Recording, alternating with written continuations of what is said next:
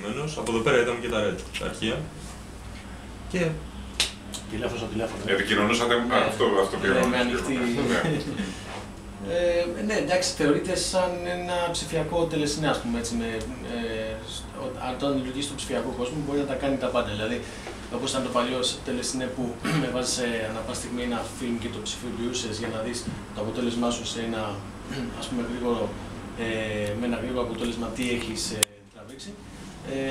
Κάτι αντίστοιχο, ας πούμε, κάνει και το Pixel, δηλαδή βάζει οποιοδήποτε ψηφιακό υλικό μέσα και στο παίζει real time σε οποιοδήποτε format, χωρίς να χρειαστεί render ή δηλαδή μας κλείσει τα χέρια δηλαδή πολλές φορές και σε στιγμές που χρειάζεται να βγει κάτι γρήγορα, απλά το πετάμε κάτω και ο πελάτης στην ουσία δεν περιμένει και φεύγει κατευθείαν το παραδοτέο, ας πούμε.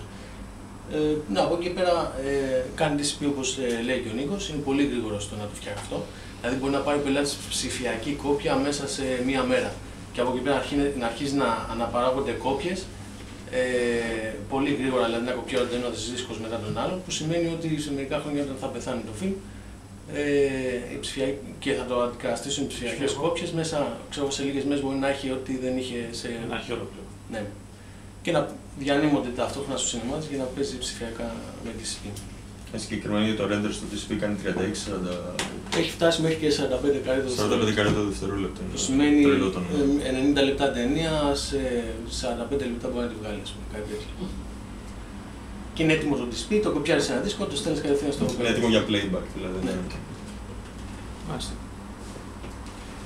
Λοιπόν, επίσης όλα τα mastering γίνονται από εδώ πέρα, δηλαδή μέσα κάνουμε το color για το σινεμά, από εκεί πέρα όλες τις ψηφιακές κόπιες, δηλαδή είτε πρόκειται για κάποιο HD cam SAR ή για απλό HD cam ή για κάποιο digital beta ή για κάποιο quick time θα γίνει από εδώ πέρα. Που υπάρχουν και τα monitor, υπάρχει και ο χώρος διαθέσιμος, έτσι ώστε να γίνουν όλα αυτά. Τίποτα άλλο από το νομίζω. Πίσω στο κλόπ ήταν μηχάνημα το οποίο διαβάζει ήχο από film. Αυτό είχε χρησιμοποιηθεί αρκετά γιατί είχαμε ένα πάρα πολύ μεγάλο project πριν από 4 χρόνια. Πέρσι το καλοκαίρι τελειώσαμε, και κράτησε 3 χρόνια. Είχαμε κάνει την ψηφιοποίηση της Finos Film, 165 ταινίες σε 2K. Αυτό μας έδωσε και πάρα πολύ μεγάλη εμπειρία τέλος πάντων στο χειρισμό του film.